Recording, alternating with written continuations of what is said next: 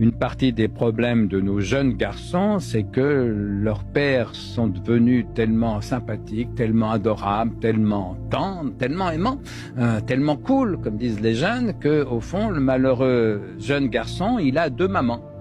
Il a maman et papa, puisque papa est devenu aussi tendre, aussi aimant, aussi cool, aussi peu autoritaire que maman. Deux mères dans une vie d'homme, c'est une de trop.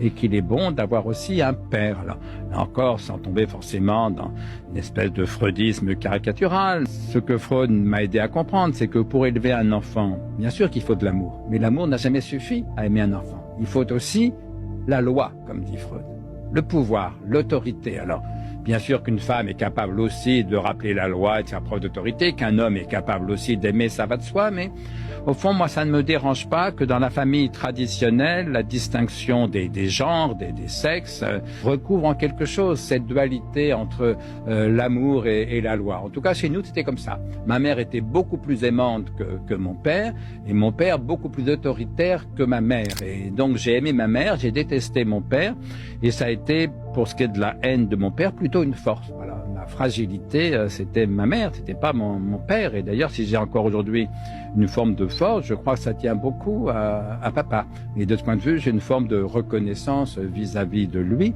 d'autant plus, encore une fois, qu'on s'est réconciliés.